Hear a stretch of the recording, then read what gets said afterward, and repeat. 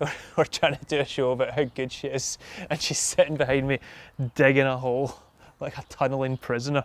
Shawshank Redemption in the back garden. Yeah, so during lockdown I think a lot of people took up different hobbies and pastimes that they would never have guessed that they would do before. Baking banana bread and learning languages. But for me it was dog agility.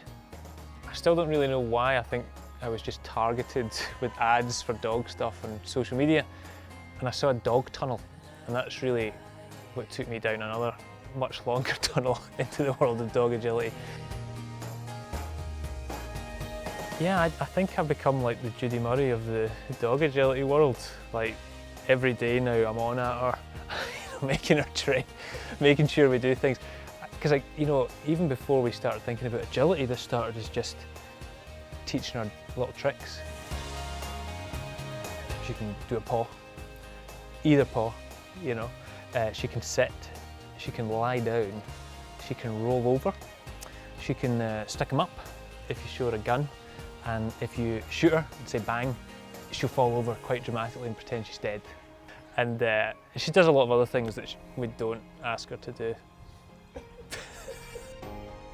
Equally, she's terribly behaved, so it would be great if you could work on, like I kept asking you to work on like her actual behaviour. Yeah. Like... She's okay, pal. To say my wife is less enthused about this endeavour is probably an understatement. She loves the dog. I think she still loves me, but because she works in the NHS front line, she hasn't had any break. She wasn't furloughed at all. She's been exhausted. When she would come home at the end of the day and see me opening another Amazon package and being like, hey, I got this, set of hurdles for the dog, she was, not as excited about the prospect of me and Ruby becoming, the dream team. We're about to have a baby. I would say there's no time for dog agility, especially as he's hoping to, I don't know, he said to you get a rosette next year. And start competitions. I can't imagine being able to do that with a newborn baby. And that's just the sacrifice that I think all top level athletes have to make. You have to sacrifice if you want to win. Yeah. I'm just hoping you might sacrifice your marriage though in the process. I think that might be the difficult bit of it. Yeah. My biggest goal now is just to take this as far as we have to go so that she can get a little trophy with a rosette. So I googled it, I've looked up a class, and I'm like, I'm going to take Ruby to dog agility and we're going to be stars. Just arrived here at Red Dog Agility. It feels like Ruby already knows we're up to something no good. Barking. When we turn up in a car, she's like barking, whining, going nuts, whereas she looks like a passenger on a luxury cruise or liner. That's professional. That's a competitor. That seems like the Usain Bolt of agility. There we go. Straight away you can see professional equipment, people that know what they're doing, collie dogs that look like they could go and make you a cup of tea and bring it back with a plate of biscuits. So we've definitely been thrown into the deep end here, and we just have to hope Ruby can rise to the occasion. You'll start over the jumps. The jumps. Yeah.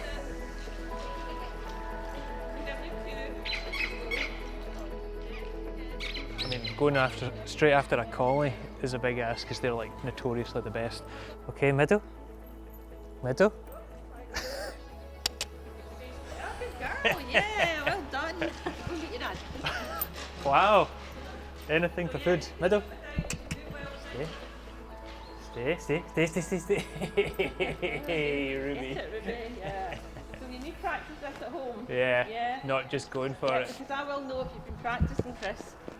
Well, I was pleasantly surprised when they both came in.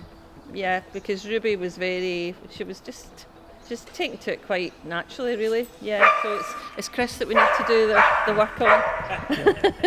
You just like put your hand on her. If you feel she's not going to wait for you, just give her a little bit of support. Stay. Right, okay, and then when she focuses on this, oh, I think we've got a wee imbalance here. She's really cool. We need to catch up. I know. Yeah, but it's coming. It's good for what you've done. Absolutely great, actually. Really, really cool. Okay, go. Okay, go.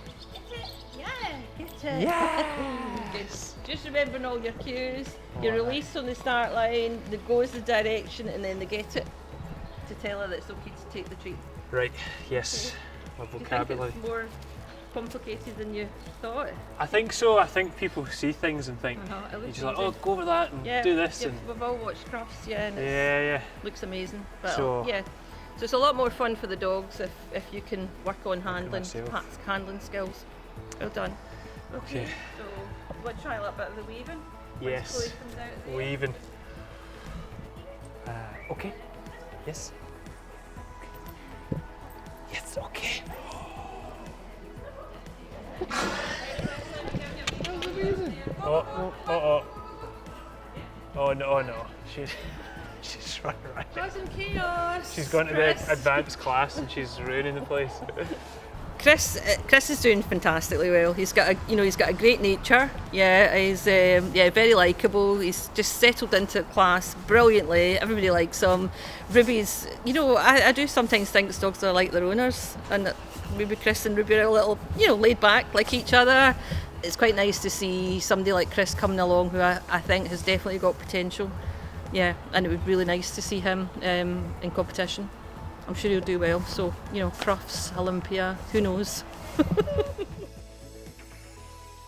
Well, I like to think that was a success, but it was definitely an eye-opening experience, more for me again as well. I think, as Susan said and a couple of others, if you've watched Crufts, you think it's all about just kind of running around funny and your dog does all the work, but I've got a lot to learn, so that I can help Ruby get even better. And evidently now she thinks she's ready for driving. She's gone from tunnels and jumps to, I'll just drive us home.